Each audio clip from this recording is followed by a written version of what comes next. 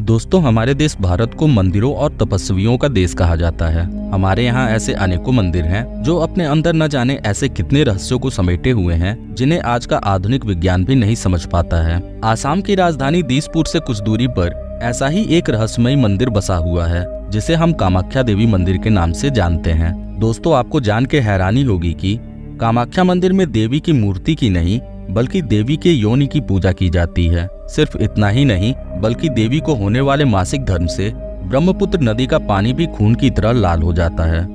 दोस्तों, कामाख्या मंदिर गुवाहाटी का मुख्य आकर्षण केंद्र है। गुवाहाटी के नीलांचल पर्वत पर बसा हुआ है माता का ये प्रसिद्ध कामाख्या मंदिर। देवी के तांत्रिक रूप को समर्पित होने के कारण इस मंदिर में अघोरियों के द्वारा काली शक्तियों की पूजा की जाती है।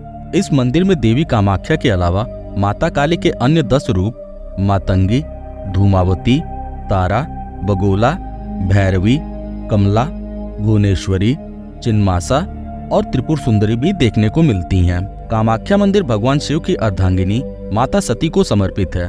देवी माँ के 51 शक्तिपीठों में कामाख्या मंदिर को सबसे जागृत शक्तिपीठों में से एक बताया जाता है। दोस्तों, इस शक्तिपीठ से जुड़ी हुई एक अत्यंत ही रोचक दास्तान आपने भी सुनी होगी कि भगवान शिव को माता सती के पिता यक्ष के द्वारा यज्ञ का निमंत्रण न मिलने से दुखी होकर देवी सती ने अपने देह का त्याग कर दिया था। पर क्या ये तथ्य संपूर्ण सच है? दोस्तों, देवी सती ने अपने शरीर का त्याग किया था, पर वो वजह क्या थी जो माता सती को अपने शरीर का त्याग करना पड़ा? तो दोस्तों, इसका वर्णन हमें श्री रामचरितमानस के बाल कांड में पढ़ने को मिलता है, जिसके अनुसार भगवान शिव और माता सती एक बार अगस्त ऋषि के आश्रम में राम कथा सुनने गए। माता सती को ये बात बहुत ही अजीब लगी कि भगवान शिव, जो खुद तीनों लोकों के स्वामी हैं, वे श्री राम की कथा सुनने क्यों आए हैं। इस वजह से माता सती का ध्यान कथा में लगा ही नहीं। खैर, कथा समाप्त हुई और भगवान शिव माता सती के साथ कैलाश पर्वत पर लौटने लगे। दोस्तों, ये वही समय था जब रावण ने माता सीता का हरण किया था और भगवान श्री राम माता सीता के वियोग में विलाप कर रहे थे एवं उनकी खोज में भटक रहे थे। माता सती को ये देखकर अत्यंत ही आश्चर्य हुआ कि भगवान शिव, जिसे अपना आराध्य देव कहते हैं, वो स्त्री के वियोग में एक साधारण इंसान की तरह रो रहा है। माता सती समझ गईं कि राम कोई भगवान नहीं है और उन्होंने यही बात भोलेनाथ से भी कही, जिसपे शिव जी ने हंसते हुए कहा, हे देवी, किसी प्रकार के भ्रम में मत पड़ो। ये सब भगवान राम की ही लीला है और उनकी लीला को समझ पाना किसी के लिए भी असंभव है। लेकिन सती नहीं मानी और भगवान राम की परीक्षा लेने की ठान ली।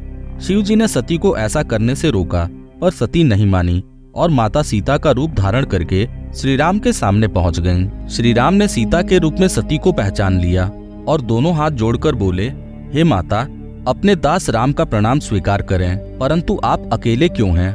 मेरे आराध्य शिव जी कहाँ हैं? भगवान राम के इतना कहते ही देवी सती लज्जित हो गईं और वहां से चली गईं। भगवान शिव तो सब जानते थे और जब सती उनके पास पहुंची तो भगवान शिव ने उनसे कहा, हे देवी, आपने नारायण की लीला पर शक करके उनकी परीक्षा लेनी चाहिए। हे देवी, अहंकारवश आपने देवी सीता का रूप धारण कर लिया। सीता मेरे लिए माता तुल्य हैं, अतः आपका शरीर अब मेरे लिए माता तुल्य है। दोस्तों, यही वो समय था जब तय हो चुका था कि माता सती को अपने शरीर का त्याग करना होगा। इस घटना के काफी समय बाद माता सती के पिता और ब्रह्मा के मानस पुत्र प्रजापति दक्ष ने कनखल में बहुत बड़े यज्ञ का आयोजन किया, जिसमें राजा दक्ष ने भगवान शिव और माता सती को छोड़कर सभी देवी देवताओं को निमंत्रण दिया था। सभी देवों को यज्ञ में जाता देख देवी सती ने शिव जी से पूछा, क्या मेरे पिता ने यज्ञ में सम्मिलित होने के लिए आपको नहीं बुलाया? जिसपे शिव जी ने कहा, हे देवी, आपके पिता मुझसे बैर रखते हैं, फिर भला वो मुझे यज्ञ में क्यों आमंत्रित करेंगे? जिसपे सती सोचने लगी कि यज्ञ के इस अवसर पर मेरी सभी बहनें भी जरूर आएंगी। उनसे मिले हुए बहुत समय बीत गया है। इसके बाद सती ने शिव जी से यज्ञ में जाने की बात कही, पर भोलेनाथ ने उन्हें समझाया कि हे देवी, वहां जाने पर आपके पिता आपका अपमान ही करेंगे और वहां जाना उचित नहीं है। पर देवी सती वहां जाने की हट करने लगी। अंत में भगवान शिव ने सती को वहां जाने दिया। देवी सती यज्ञ में पहुंची और भगवान शिव के अनुमान के अनुसार दक्ष ने देवी सती का घोर अपमान करना शुरू कर दिया। अपने और अपने पति के अपमान से दुखी होकर देवी सती ने उसी हवन कुंड में कूदकर अपने देह का त्याग कर दिया। जैसे ही भगवान शिव को देवी सती के मृत्यु का एहसास हुआ, वे प्रचंड आंधी की भांति कनखल जा पहुँचे। भगवान शिव के रौद्र रूप को देखकर यज्ञ मंडप में भगदड़ मच गई। देवता और ऋषि मुनि भाग खड़े हुए। देखते ही देखते भगवान शिव ने दक्ष का मस्तक काटकर फेंक दिया और सती के जले हुए शरीर को लेकर भयानक गर्जना करने लगे, जिससे समस्त ब्रह्मांड पर खतरा मंडराने लगा। तब भगवान विष्णु ने ब्रह्मांड को प्रलय से बचाने और शिव जी का मोह भंग करने के लिए अपने सुदर्शन चक्र से देवी सती के शरीर के 51 टुकड़े कर दिए। देवी सती के शरीर के ये टुकड़े पृथ्वी पर अलग अलग स्थानों पर आकर गिरे और जहाँ जहाँ देवी सती के शरीर के टुकड़े गिरे वहाँ देवी के शक्तिपीठ का निर्माण हुआ, जिनमें कामाख्या मंदिर को उन सभी शक्तिपीठों का महापीठ माना जाता है, क्योंकि इसी स्थान पर देवी की योनि गिरी थी और इसी वजह से कामाख्या मंदिर में योनि की पूजा की जाती है। दोस्तों, कामाख्या शक्तिपीठ के जागृत होने का सबसे बड़ा प्रमाण ये है कि यहाँ बहने वाली ब्रह्मपुत्र नदी का रंग 3 दिनों तक खून की तरह लाल हो जाता है। दरअसल प्रतिवर्ष जून के महीने में मंदिर से रक्त का प्रवाह होता है। मान्यता के अनुसार देवी माँ इस समय अपने मासिक चक्र में होती हैं।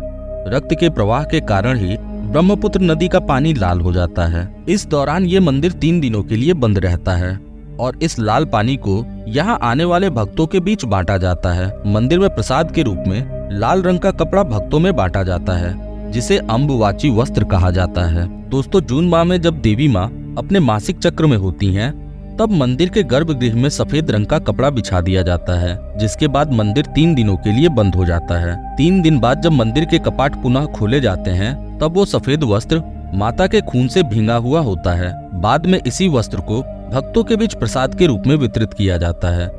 दोस्तों, ये मंदिर एक स्त्री की रचनात्मकता को दर्शाता है और ये भी ज्ञान कराता है कि स्त्री ही इस ब्रह्मांड की जननी है, इसलिए हमें हर हाल में स्त्री का सम्मान करना चाहिए। दोस्तों, जिस समय माता अपने मासिक चक्र में होती हैं, उस दौरान 22 जून से मंदिर के बाहर अम्बुवाची मेले का आयोजन भी किया जाता है, जो कि 4 दिनों तक चलता है। इसी दौरान मंदिर के पास स्थित भूतनाथ शमशान में अघोरियों के द्वारा तंत्र मंत्र की साधनाएं भी की जाती हैं, जिसमें बड़ी संख्या में महिला तांत्रिकों की भी उपस्थिति होती है। अघोर साधना और काली शक्तियों की सिद्धि के लिए कामाख्या मंदिर विश्व प्रसिद्ध है। 3 दिनों बाद जब माता अपने मासिक चक्र से मुक्त हो जाती हैं, तब पूरे वैदिक मंत्रोच्चार के साथ मंदिर के कपाट पुनः खोल दिए जाते हैं एवं मंदिर की सफाई की जाती है, जिसके बाद ही भक्तों को माता के दर्शन की अनुमति मिलती है। तो दोस्तों, ये थी कहानी माँ कामाख्या के शक्तिपीठ की।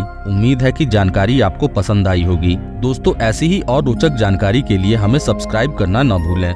मिलते हैं फिर अगली वीडियो में एक और रोचक जानकारी के साथ। तब तक के लिए राधे राधे।